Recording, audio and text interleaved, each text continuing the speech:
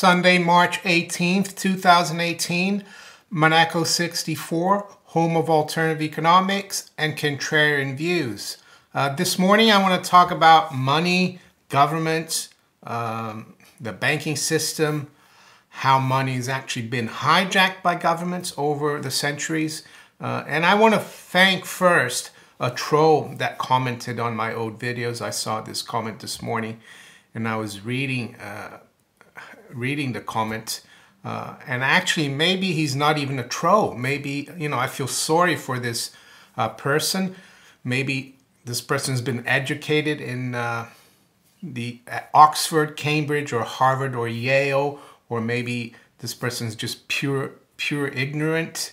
And he made some comments like, because I made a video about how governments have, hijacked the monetary system, how only governments can create inflation and how it's a bad thing.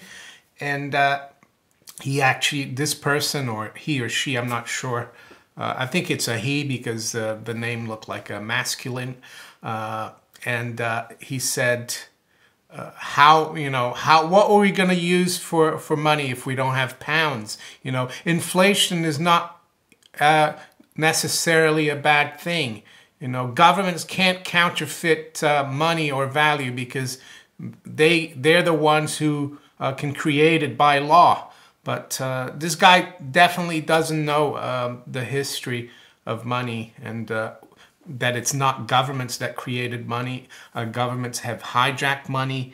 And with the subject as well, I'll recommend a few books this morning that some of you have probably seen them in my videos, but for the new subscribers and viewers, that will help them, like they help me, understand what money is all about. That it's not just a little piece of paper with fancy stuff on it, and especially like the Bank of England note saying that they will promise to pay the bearer on demand the sum of nothing.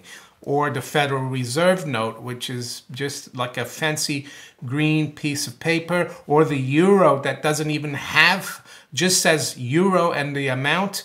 So the euro is even worse. It's not even like, it's just a piece of paper. At least the Federal Reserve note and the Bank of England note, at least they pretend that they are a note, a promissory note, while the euro is just a piece of paper, a confetti. We need to go back hundreds of years. I mean, and look at words like pound sterling, dollar, peso, franc, argent in French.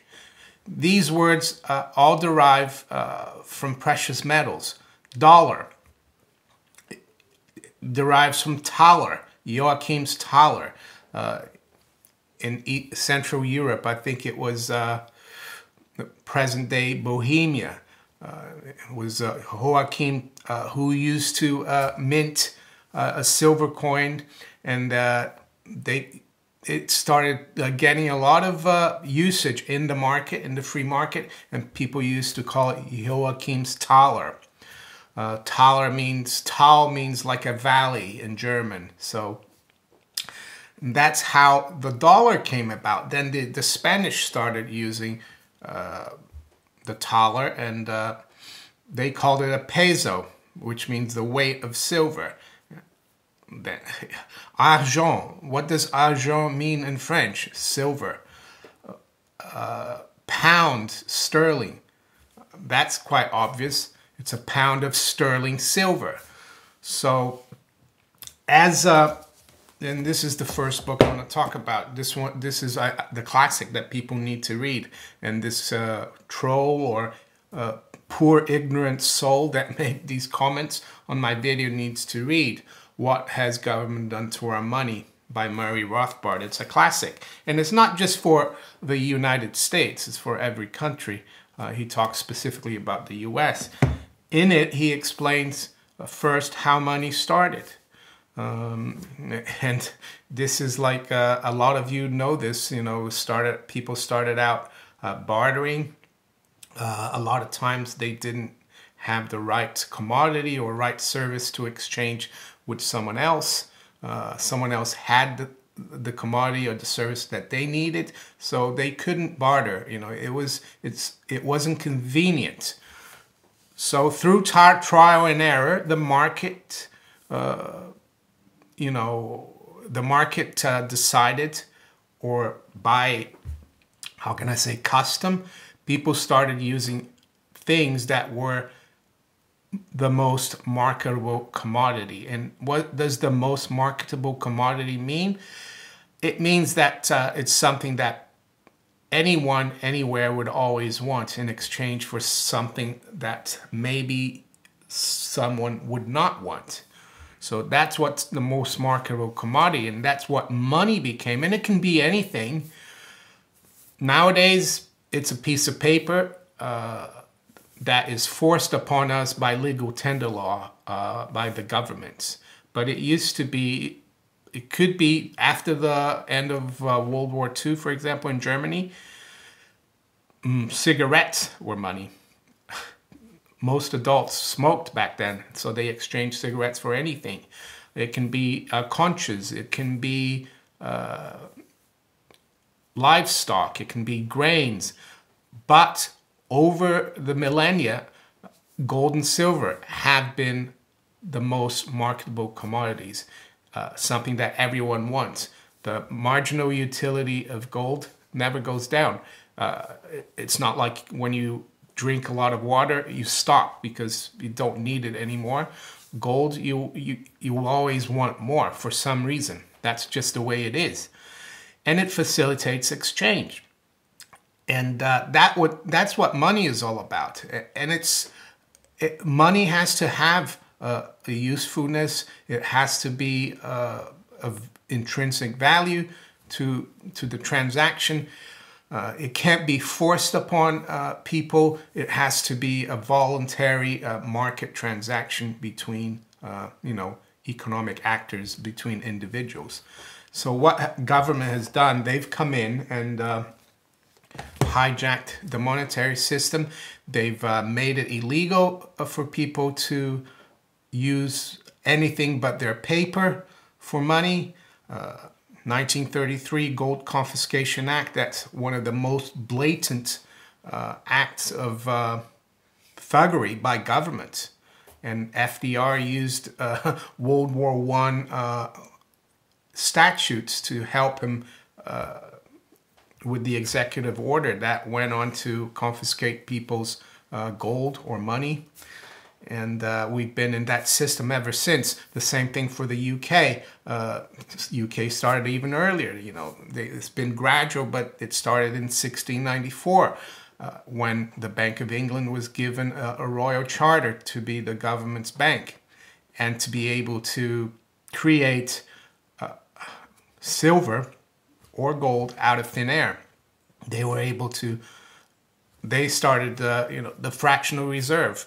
They could create deposits. They didn't have to have the specie or precious metals in their accounts in order to issue banknotes. So that's how it started. And you know, through the ages, they were able to completely hijack the monetary system.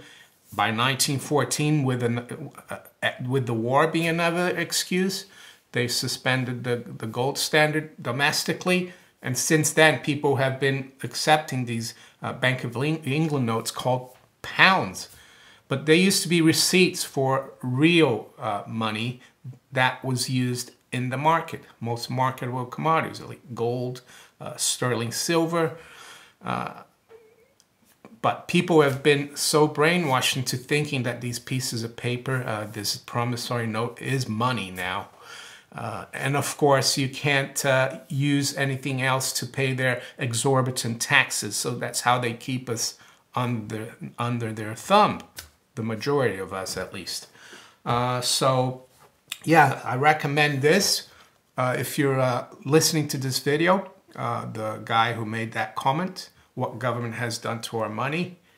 The other ones are more about how, you know, governments and bankers that run the system now, how they conspired to create the Federal Reserve and hijack your monetary system. Because I can tell you, if the United States hadn't created the Federal Reserve, I don't think we would have had all the wars we've had in the 20th century. Not even World War I would argue. So one of them is The Secrets of the Federal Reserve by Eustace Mullins. You can probably find it, more difficult to find this one, but you can look, Google it and search it, probably on eBay. The other one, The Creature from Jekyll Island, that's a classic by G. Edward Griffin, really good. So it really shows how, you know, how the bankers met with politicians at Jekyll Island in Georgia, 1910, I think, to basically create the Federal Reserve Act.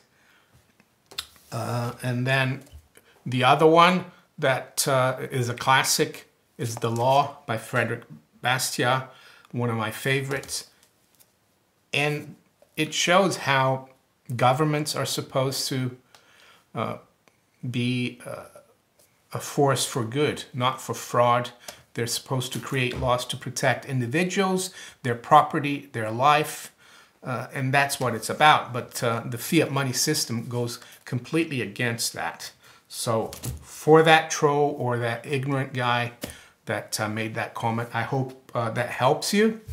And for everyone else who wants to know about how our system works, I hope this has been helpful.